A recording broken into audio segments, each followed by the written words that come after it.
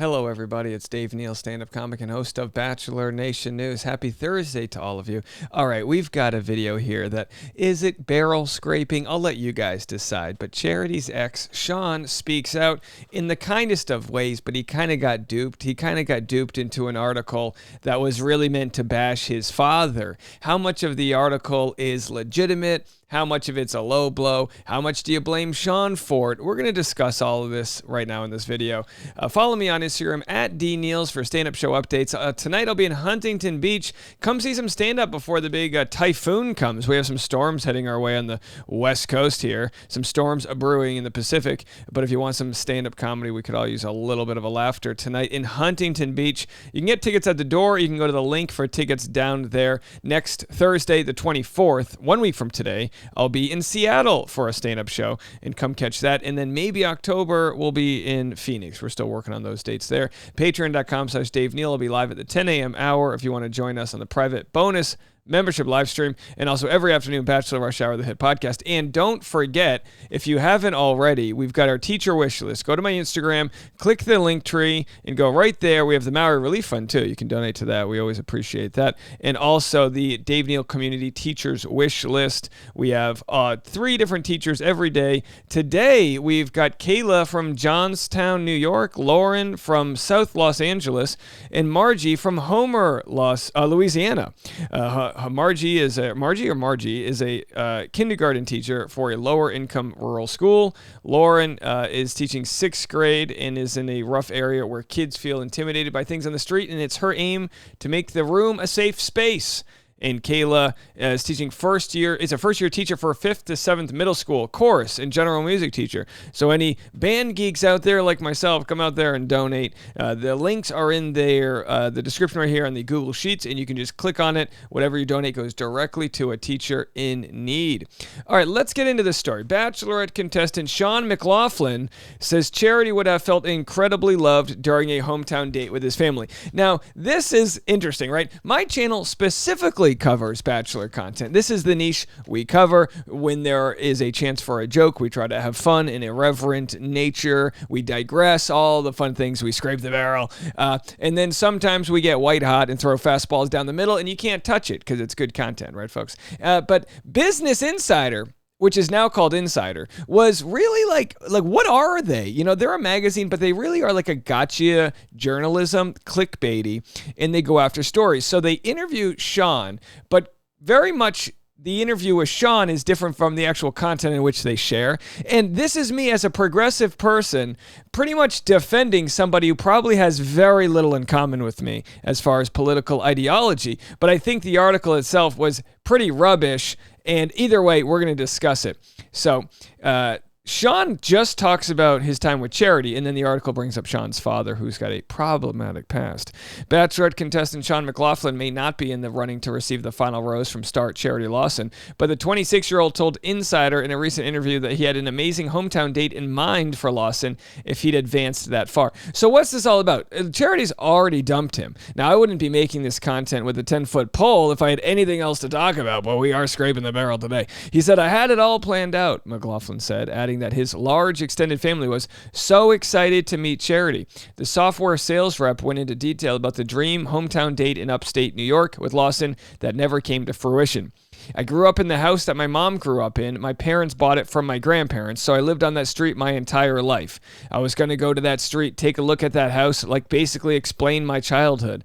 And then we were going to go over to my Aunt Janet's house, and at my Aunt Janet's house, there was going to be about 45 to 50 relatives there," adding that he was planning on jokingly downplaying the scope of the gathering to Lawson. Per McLaughlin, at the party, his family would have went crazy, and we would have had a nice day party there, and then maybe a nice dinner after that at this place down in Troy, where I'm from. So anyway, it's a whole article about nothing. And by the way, the only issue I've had with Sean is he kind of blamed other people for being attention-seeking, and then he was probably the most attention-seeking person in all of the Men Tell All. Of course, he's the one who walked on stage to do his own hot seat uninvited. Jesse Palmer said, "You know, you're breaking hot seat code right there." And of course, Sean had his beef with Braden, and it was like people are there for the wrong reasons when he was the one on group dates that continued to milk his time with Charity. So things that I don't think are too egregious, but when you're casting stones at others, it's like you better not live in a glass house. Unfortunately, he never got a chance to introduce Lawson to his family and show her around his childhood home since he was eliminated in week 5 shortly before the hometown dates and fantasy suite dates. However, and this is where they introduce kind of a race-baity article, as Entertainment Weekly's Kristen Baldwin first pointed out in her recap of the New Orleans episode, McLaughlin's father, Steve, is a bit of a controversial figure. The Rensselaer County executive was accused of asking an intern to send him nude photos when he was a state assemblyman in 2017. The elder McLaughlin called the accusations a witch hunt in a subsequent interview with the Wall Street Journal. Well, we'll cover this in a second and get into it. The politician was also acquitted earlier this year after being charged in a criminal case with grand larceny.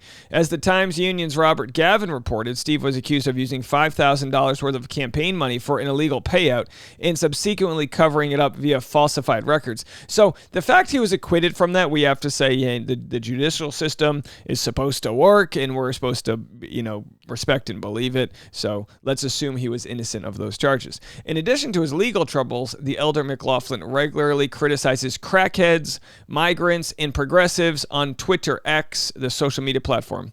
A representative for Steve McLaughlin didn't immediately respond to a request for comment. Anyone who's about to do the name calling that I'm about to show, to me, would not be a family member I would want to be with. So I guess I can find the connective tissue here as to why this article involves the father. Why are you bringing the father into it? Well, because they asked Sean what he would think about bringing his girlfriend to a family dinner. Of course, Sean is white and Charity's black, and that while there's nothing racist about exactly what Steve McLaughlin is saying, it's problematic, and it's really goes to show one of the biggest issues we have in our country, which is doubling down for your niche, slamming the other side. Steve McLaughlin posts, "Thank God all the crackheads using the free drug paraphernalia vending machines won't have to deal with that pizza smoke." This in response to a New York City rule that is cracking down on coal and wood-fired pizzerias.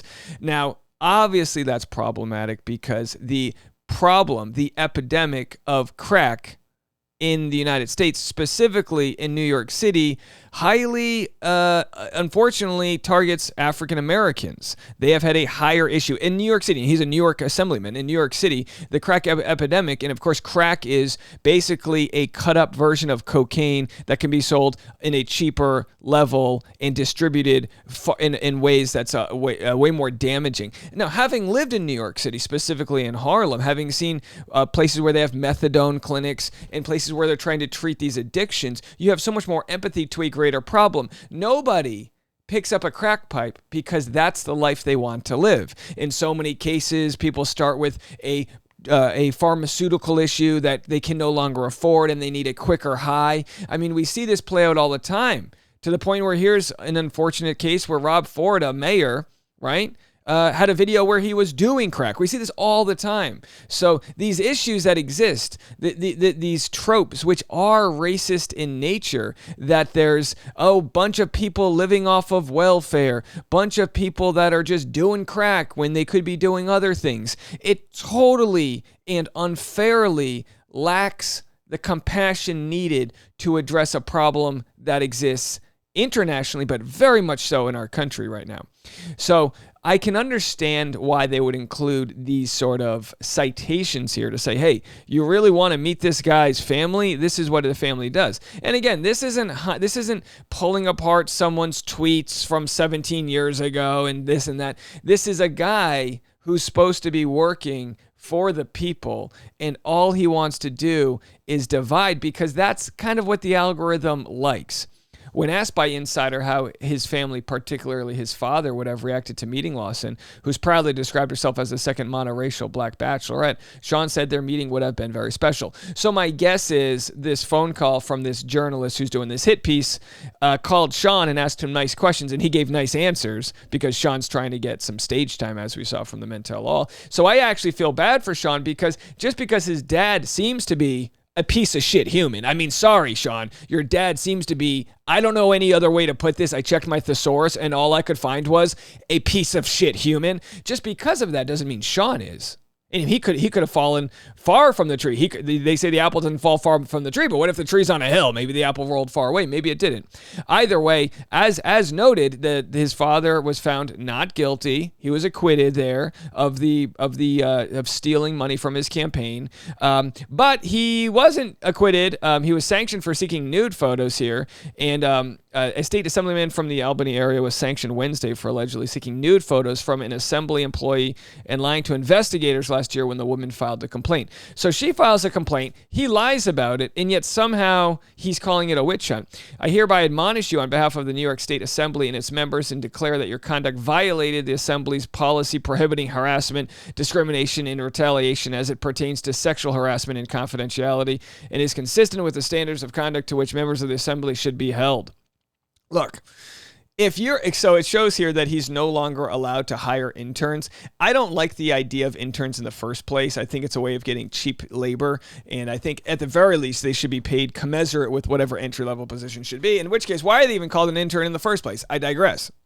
But if you can no longer hold an intern because of your own behavior, if that's not a piece of shit human, I don't know what is. And this isn't a hit on a Republican. Anthony Weiner was a Democrat, right? He was part of Hillary Clinton's tribe, and he's a horrible human. So these issues, they exist in a class-based level, and to me, it's less political and more rich people being ignorant, doing rich people things. Not to say Charity wouldn't have loved Sean, but this hit piece is showing you the reasons why she might have had questions if Googling his family. But look, I've got family members that would go toe-to-toe with this ideology.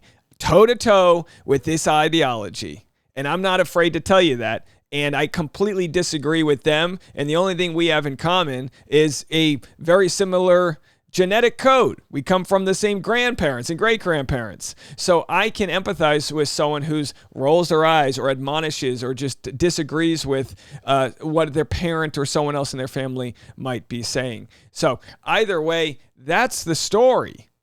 And Business Insider is just a real dog shit of a company for doing this story. Am I just as bad for covering it? Well, at least I'd like to give Sean the benefit of the doubt here and just say, look, you're never a sum of what your parents wanted you to be. You can become yourself. And maybe he's seeking the attention on the show because he's not getting it from his, what I presume to be from the evidence gathered, piece of shit father. But sometimes a piece of shit father's worse than no father at all. Sometimes it's better. I don't know. But either way, if there's any positive news stories about his dad, please send them our way. And again, I don't like to dig up into people's pasts. We always try to calm down issues where people are getting their pitchforks up. But this is a guy who works for the people, and he's so divisive. And it's our goal to end a little bit of that divisiveness. But how about for the end of this video, we stoke it just a little bit. The counties Biden won account for 70% of the gross domestic product of the United States. Oh, I just triggered somebody.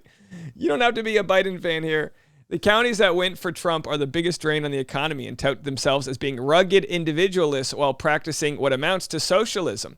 Essentially what this stat means, and it actually comes from a very reputable news source, is that these coastal elites, which again, I don't love the term. I think they're assholes that exist all across the country. But the hotbed places like Southern California, New York State, where this guy is from, and other areas that have big economy, the southern tip of Texas and also the southern tip of Florida, up and down the East Coast, these quote-unquote blue counties that Biden won, this is where all the money's made. This is where it all exists. So there are studies that show that in 1 year, California, this state that's got everything wrong with it and they can't figure it all out and all this, which sadly, check back in 6 years, but I think Gavin Newsom's going to be our president. That's just a wild guess. Throw that in your bet book. But what's interesting is in 1 year, California's economy actually can subsidize up to 7 states. You look at Oklahoma and some of these other states that they cost more money than they make. Does that make sense? Versus, some of these other states like the one I currently live in or the one I'm from there in the great New England that the taxes are a little bit higher and they're covering other people. And when your taxes cover other people's needs, That's called a social program. That's why we all pay into Medicare. That's a social program, just like the police force is. But again, I don't want to get caught up in, factual things here. I probably lost about 7 of you by this point. But hey, we're having fun, right? It's Thursday. Let's ruffle some feathers. We'll talk to y'all in a little bit.